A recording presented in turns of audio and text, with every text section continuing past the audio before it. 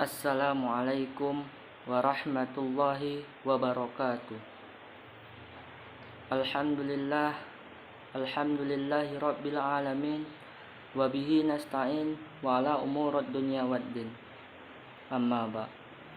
Yang pertama-tama, marilah kita ucapkan puja syukur kita kehadiran Allah Subhanahu wa taala, yang mana kita masih diberikan kesempatan, kenikmatan dan kesehatan sehingga kita dapat melaksanakan kuliah online.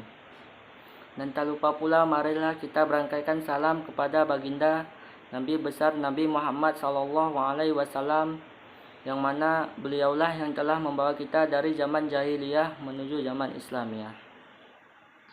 Sebelum saya menjelaskan isi dari makalah saya, izinkan saya untuk memperkenalkan diri.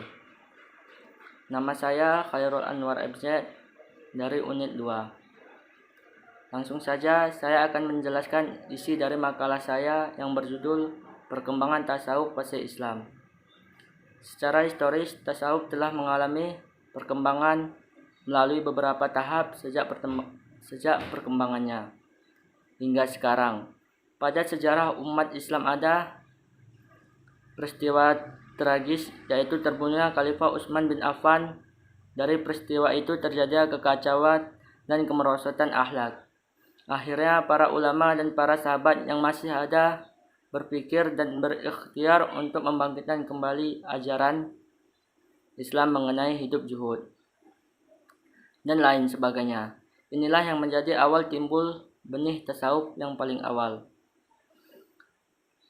Abad 1 dan 2 Hijriah. Pada tahap ini tasawuf masih berupa zuhud, yaitu ketika sekelompok kaum muslimin memusatkan perhatian dan memprioritaskan hidupnya pada pelaksanaan ibadah untuk mengejar kepentingan akhirat.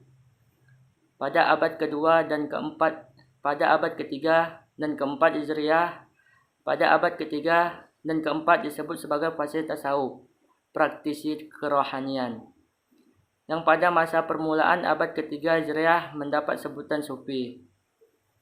Hal itu dikarenakan tujuan utama kegiatan rohani mereka tidak semata-mata kebahagiaan akhirat, yang ditandai dengan pencapaian pahala dan penghindaran siksa, akan tetapi untuk menikmati hubungan langsung dan Tuhan yang didasari dengan cinta. Pada abad 5 Hijriah, fase ini disebut sebagai fase konsolidasi, yakni memperkuat tasawuf dengan dasarnya yang asli, yaitu Al-Quran dan Al-Hadis, atau yang sering disebut dengan tasawuf sunni, yakni tasawuf yang sesuai dengan tradisi Nabi dan para sahabatnya. Demikian yang bisa saya jelaskan dari isi makalah saya. Lebih dan kurang saya mohon maaf. Wabillahi taufik wal hidayah. Wassalamualaikum warahmatullahi wabarakatuh.